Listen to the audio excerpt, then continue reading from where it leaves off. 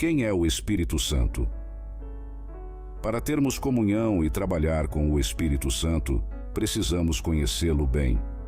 Embora as metáforas usadas para descrever o Espírito Santo como fogo, vento, água, óleo e pomba tenham base bíblica, elas foram tão utilizadas que algumas pessoas não compreendem quem ele realmente é.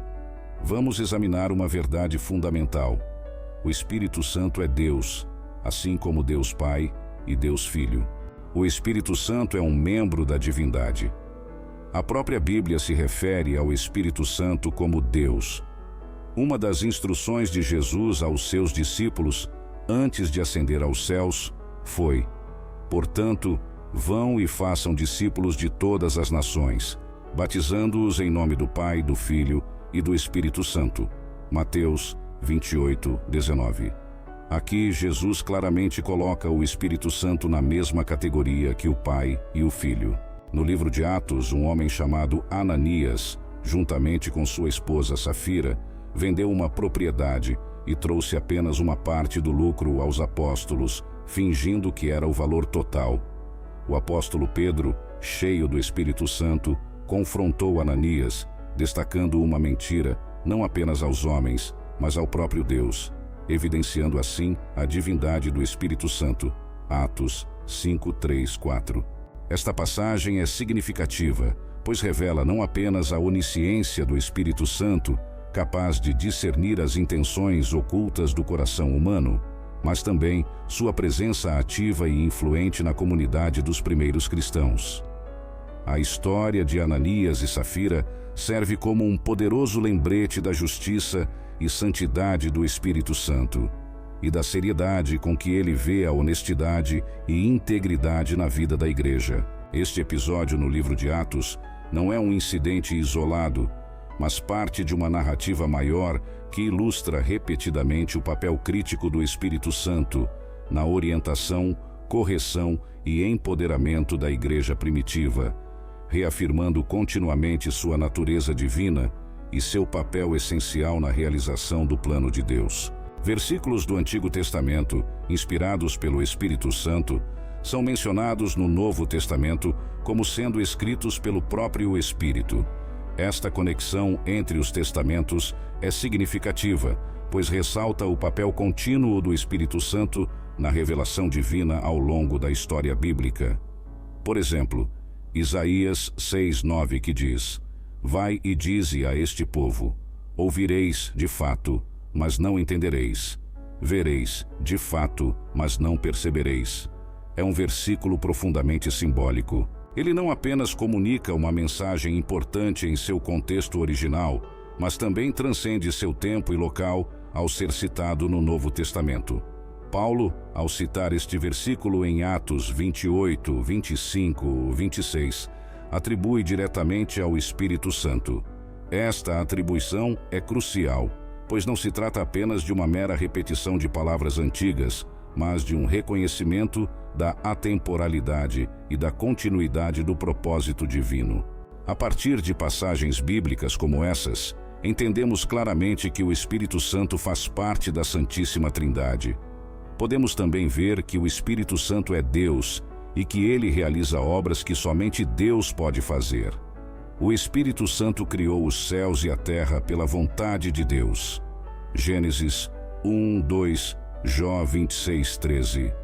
Ele ressuscitou os mortos e, pelo Espírito de Santidade, designou Jesus Cristo como Filho de Deus com poder, pela ressurreição dos mortos. Romanos 1, 4. O Espírito Santo também faz com que as pessoas nasçam de novo, João 3, 5, 7, e repreende o mundo do pecado, da justiça e do juízo, João 16, 8. Ele expulsa demônios, Mateus 12, 28, e possui todos os atributos de Deus: eternidade, Hebreus 9, 14, onisciência, 1 Coríntios 2, 10, onipotência e onipresença, Salmos 139, 7 e 8. Além disso, o Espírito Santo possui todos os atributos de Deus, incluindo eternidade, onisciência, onipotência e onipresença, características estas que são essenciais para compreender sua natureza divina. A eternidade do Espírito Santo é afirmada em Hebreus 9,14, onde é descrito como um espírito eterno, transcendendo as limitações do tempo e existindo fora dos constrangimentos humanos. Sua onisciência é evidenciada pela capacidade de sondar todas as coisas, até mesmo as profundezas de Deus, conforme descrito em 1 Coríntios 2,10. Esta capacidade de compreender tudo o que é divino e humano ilustra uma sabedoria incomensurável e uma percepção que vai além da capacidade humana. A onipotência do Espírito Santo é demonstrada em sua capacidade de realizar obras que apenas Deus pode fazer, como a criação e a ressurreição. Por fim, a onipresença do Espírito Santo é uma verdade fundamental, exemplificada em passagens como Salmos 139, 7, 8, que expressam a impossibilidade de fugir de sua presença. Esta ubiquidade não apenas reforça a divindade do Espírito Santo, mas também oferece conforto e segurança aos crentes, sabendo que ele está sempre presente e atuante em todas as partes do mundo e em todas as circunstâncias da vida. Características de personalidade são atribuídas ao Espírito Santo, demonstrando que ele possui atributos como conhecimento, emoções e vontade, essenciais para definir uma personalidade. O conhecimento do Espírito Santo revela sua capacidade de compreender não apenas as realidades divinas, mas também as nuances da experiência humana. Além disso, as emoções atribuídas a ele, como o amor expresso em Romanos 5,5 e a capacidade de ser entristecido, conforme Efésios 4,30, ressaltam uma natureza que é profundamente envolvida e responsiva. A vontade do Espírito Santo, evidenciada em passagens como 1 Coríntios 12:11, onde distribui dons espirituais segundo sua própria decisão, mostra que ele não apenas possui desejos e intenções, mas também age proativamente para realizá-los. Essas características coletivas enfatizam que o Espírito Santo é uma entidade pessoal e ativa, e não uma força impessoal ou um conceito abstrato.